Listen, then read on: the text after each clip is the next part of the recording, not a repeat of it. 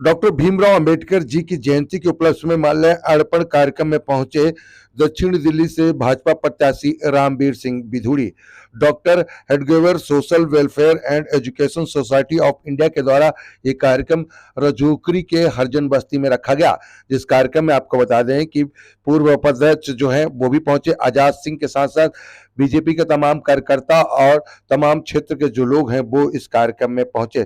तो आपको तस्वीरें दिखा रहे हैं कि किस तरीके से पूरा कार्यक्रम है वो रखा गया है। जी हाँ, पूर्व उपाध्यक्ष दिल्ली प्रदेश भाजपा आजाद सिंह हैं वो इस कार्यक्रम में पहुंचे। साथ ही साथ खुद जो प्रत्याशी हैं रामवीर सिंह बिधूड़ी दक्षिण दिल्ली से, उनको आप बीजेपी के द्वारा टिकट दी गई है, वो यहाँ पर पहुंचे। बीजेपी के तमाम कार्यकर्ता और मंडल से जुड़े हुए लोग जो है वो पहुंचे।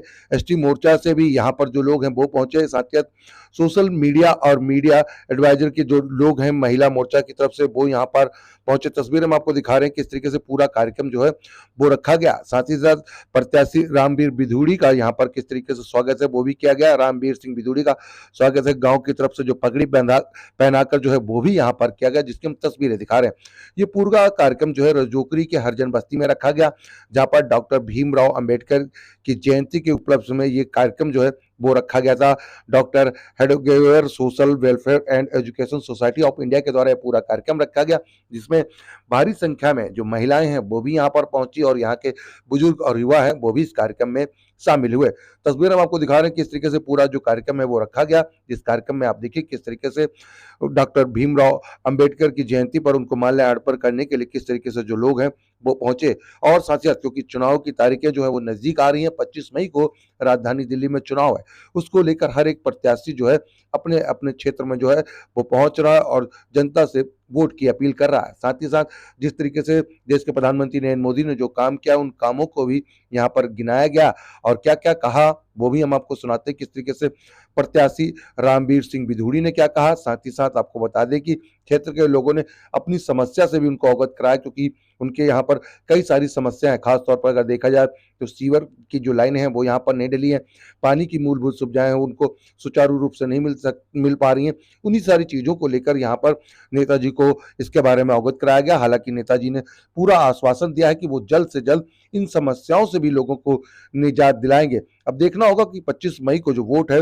वो किसके खेमे में पड़ेगा और जो 4 जून को जो नतीजे आएंगे वो दिल्ली की किस सीट को कितना फायदा पहुंचाएंगे और किस उम्मीदवार को कितना फायदा पहुंचाएंगे ये देखना होगा। R सोनी न्यूज के लिए आप देख रहे हैं कैमरामैन देवेंद्र कुमार के साथ मनोज कुमार की एक खास रिपोर्ट R सोनी न्यूज पर।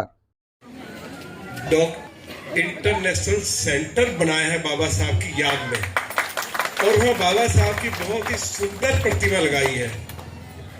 अब वहाँ आप में से कोई साथी गए हैं या नहीं गए हैं, बताओ जरा। आप गए हैं, देखा आपने, अच्छा बना है। हाँ, तो बाबा साहब की प्रतिमा भी बहुत सुंदर लगी है और उनकी याद में बहुत ही अच्छा इंटरनेशनल सेंटर बनाया गया है। महू में, मुंबई में जो बाबा साहब की लंदन में जहां उन्होंने, इसको कहते पंच तीर्थ, तो पंच तीर्थ आप जरूर देखिए। यदि आप बाबा साहब के सच्चे अनुयायी हैं तो जरूर आप लोग हरिद्वार पर भी जरूर जाइए, जो मोदी जी ने जिनको बनाया है। ट्रेन की व्यवस्था कर देंगे, चिंता। और हमें इस बात की खुशी है कि बाबा साहब की मृत्यु के बाद जो सम्मान मिलना चाहिए था वो नहीं मिला। 1990 में साहब की याद में जहां उन्होंने आखिरी सांस ली वहां एक शानदार स्मारक बन गया। कितने लोगों को ये मालूम है? हाथ उठाओ अगर मालूम है। आपको मालूम है? कहां पे? आप जाते नहीं वहां कभी? हाँ, अभी हमारे सबसे जो हमारे बुजुर्ग हैं उन्होंने हम सभी का मार्गदर्शन किया है। बाबा साहब ने आखिरी सांस अलीपुर रोड की 26 नंबर कोठी कहिए, मकान कहिए, उसमें उन्होंने आखिरी सांस ली थी। और लंबे समय तक ये मांग चली आई कि उस कोठी को उसको सरकार एक्वायर करे और पूज्य बाबा साहब की याद में एक शानदार स्मारक उस स्थान पर बनाया जाए। मैं आप सभी से प्रार्थना करूंगा कि आप जरूर उस स्मारक को आपको जाके देखना चाहिए और बहुत कुछ आपको बाबा साहब ने जो कुछ हमें दिया है बहुत कुछ आपको सीखने को मिलेगा। मुझे तो अलग अलग पार्टियों में काम करने का मौका मिला है। मैं तो कभी बहुजन समाज पार्टी का भी राष्ट्रीय महामंत्री रहा हूं, रामविलास पासवान जी के साथ भी जनता दल में राष्ट्रीय महामंत्री के रूप में काम करने का मौका मिला है और हम इस मांग को बहुत ही मजबूती के साथ उठाते थे। तो आज हमें इस बात की खुशी है कि देश के यशस्वी प्रधानमंत्री आदरणीय श्री नरेंद्र मोदी जी ने 26 अलीपुर रोड की कोठी को उसको खरीदा भी, उसको देखिए, आज पूज्य बाबा साहब की जन्म जयंती है। मैं उनके चरणों में नमन करने के लिए, श्रद्धांजलि अर्पित करने के लिए और उनकी जो सेवाएं देशवासियों की रही हैं उनको जन जन तक पहुंचाने के लिए आज मैं रजोकरी गांव में उपस्थित हुआ हूं। मैं रजोकरी गांव के सभी सम्मानित निवासियों का बहुत आभारी हूं कि इस अवसर पर मुझे उन्होंने अपने बीच में बुलाया है। लेकिन रजोकरी गांव की हालत देखकर मुझे बहुत दुख हुआ है। लोगों की शिकायत है, पीने का पानी नहीं मिल रहा, सड़कें टूटी पड़ी हैं, सीवर लाइन डाली नहीं गई, साफ सफाई होती नहीं है। तो अनेक तरह की समस्याओं के बारे में मुझे गांव वासियों ने जानकारी दी है।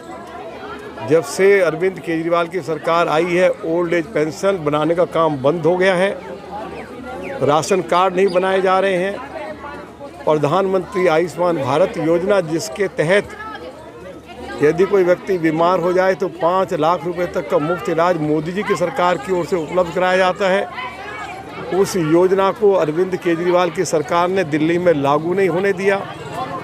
प्रधानमंत्री आवास योजना, जिस योजना के तहत देश के गरीबों को जिनके पास पक्का घर नहीं है उनको पक्का घर बनाकर मोदी जी की सरकार की ओर से दिया जाता है। पूरे देश में 4 करोड़ लोगों को पक्के मकान बना के दिए हैं, लेकिन वो योजना दिल्ली में लागू नहीं हो पाई। दिल्ली में भी लाखों ऐसे लोग हैं जिनके पास कच्चे घर हैं।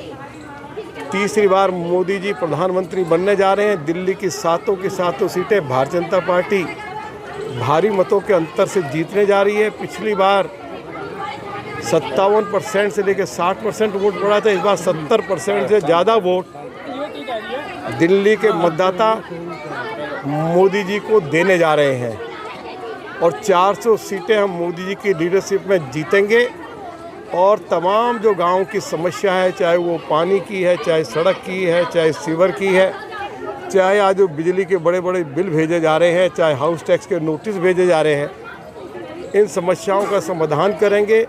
और अनेक योजनाएं जो मोदी जी ने शुरू की है, आयुष्मान भारत योजना, प्रधानमंत्री आवास योजना, गरीबों के लिए जो 4 किलो गेहूँ 1 किलो चावल उपलब्ध कराया जा रहा है, राशन कार्ड नहीं बनाए जा रहे हैं, इन सारी योजनाओं को हम दिल्ली में भी लागू करवाएंगे। कानून में कुछ परिवर्तन करना होगा तो कानून में परिवर्तन करके अपने गरीब लोगों को मोदी जी की इन सुविधाओं से वंचित नहीं रहने देंगे। ये मैंने सभी गांव वासियों के साथ वायदा किया है और मुझे परम पूज्य बाबा साहब के चरणों में श्रद्धांजलि अर्पित करने का अवसर मिला है। और बाबा साहब की याद में जो देश के यशस्वी प्रधानमंत्री आदरणीय श्री नरेंद्र मोदी जी ने पंच तीर्थ बनाए हैं। अलीपुर में जहां उन्होंने, अलीपुर रोड पर जहां उन्होंने आखिरी सांस ली थी, वहाँ स्मारक बनाया गया। महू में, मुंबई में आप जाइए जनपथ रोड पर, वहाँ बाबा साहब की याद में डॉक्टर अंबेडकर इंटरनेशनल सेंटर बनाया गया है। और जहाँ उन्होंने लंदन में आखिरी बार शिक्षा ग्रहण की थी, तो वो घर भी अंग्रेज़ से खरीद कर मोदी जी ने वहाँ एक शानदार स्मारक बाबा साहब की याद में बनाया है। हमें आज इस बात को कहते हुए खुशी हो रही है कि परम श्रद्धेय श्री अटल बिहारी वाजपेयी जी के प्रयासों से बाबा साहब की तस्वीर जो है वो देश की पार्लियामेंट की सेंट्रल हॉल में लगाई गई, भारत रत्न की उपाधि दी गई और बाबा साहब के जन्मदिन पर छुट्टी की उसकी जानकारी भी मैंने सभी गांव वासियों को दी है। बाबा साहब की मृत्यु के बाद निरंतर उनका अपमान किया गया और मोदी जी की सरकार आने के बाद पंच तीर्थ बनाकर बाबा साहब को जो सम्मान दिया गया है उसके लिए हम देश के यशस्वी प्रधानमंत्री आदरणीय श्री नरेंद्र मोदी जी के प्रति आभार व्यक्त करना चाहते हैं। वो तो रामवीर सिंह विधूड़ी जी तो इतने अच्छे इंसान हैं, उन्हें तो हर कोई पसंद करता है। उनके व्यवहार से, उनके बोलने के ढंग से। बाबा साहब के जन्मदिन था, 133वां जन्मदिन था। उसके बाद में उनको हमने बुलाया, वो बड़े उससे आए और यहाँ सबसे मिल के गए। अच्छा, आपने अपनी समस्याएं भी बताई, यहाँ की कई सारी समस्याएं हैं। हमारी सबसे बड़ी समस्या है हमारी शिविर की। हमारे ये गांव सारे पुश्तैनी रहने वाले हैं। 1952-53 से बस्ती बसी हुई है। इसमें कोई सुविधा नहीं, नाली बंद पड़ी है, सफाई होती नहीं है। उसके बाद में हमने रामवीर गांव में नीचे वो है शिविर और यहाँ शिविर नहीं है, किसी भी तरह की कोई सुविधा नहीं है। इसके लिए किसको जिम्मेदार मानते हैं? अब जिम्मेदार तो जो अब तक थे वो सभी जिम्मेवार थे। अब दिल्ली सरकार के अंदर काम आता है। एमएलए ने कोई काम नहीं किया। नरेश कुमार एमएलए ने फ्री फंड में 2 बार जीत गया, उसने कुछ काम नहीं करा। जो यहाँ पे बनता है एक भी काम नहीं किया। नरेश कुमार एमएलए को बुलाया जाए और उससे मैं पूछने की हिम्मत रखता हूँ कि वो उसने क्या काम करा। एक भी काम गिना दे। पीने के लिए स्वच्छ पानी नहीं, उस पर भी ट्यूबवेलों पे कब्जा करा रखा है नरेश एमएलए ने। शमशान भूमि के जो 2 ट्यूबवेल हैं उन पर कब्जा कर रखा है उसके गुंडों ने, उसने दबंगों ने, और हमारे साथ शोषण हो रहा है। क्या शिकायत भी की गई इस बारे में कहीं? अभी कोई शिकायत नहीं करी, अब शुरू करेंगे। रामवीर सिंह विधूड़ी मीटर लग रहे हैं। रामवीर सिंह विधूड़ी जीतेंगे और वो जेल जाएंगे। सबसे पहले मैं बाबा साहब की 133वीं जयंती पर सबको शुभकामनाएं आपके माध्यम से देता हूं। और बाबा साहब ने जो जीवन पर्यंत काम किया है संविधान के तौर पे महिलाओं के लिए, मजदूरों के लिए, वो बहुत काबिल तारीफ़ है। बाबा साहब के जीवन काल में बहुत कठिनाइयाँ आया लेकिन वो घबराए नहीं और संघर्ष करके लड़ाइयाँ लड़ी और देश को एक ऐसा संविधान दिया। उसी संविधान के तहत हमारा भारत सरकार चलता है। बिगुड़ी जी आए यहाँ पे, रामवीर जी, उनका स्वागत है, बहुत अभिनंदन किया गया। उन्होंने माल्यार्पण किया बाबा साहब के ऊपर। अच्छा, इस बार जो बीजेपी का नारा है 400 पार, क्या लगता है कि आप लोग उसमें भूमिका निभाएंगे और 400 पार कर पाएगी भारतीय जनता पार्टी? भारतीय जनता पार्टी का पूरा प्रयास है कि 400 पार हो और मोदी सरकार ने इतना काम भी किया है, देश के लिए बहुत कुछ दिया है। लोग समझते हैं देश के लिए हाईवे इतने बढ़िया सुंदर दिया, इतने अच्छा राशन दे रहा है, कोरोना काल में इतना अच्छा मोदी जी ने निभाया। ये सब काबिल तारीफ है सरकार के लिए।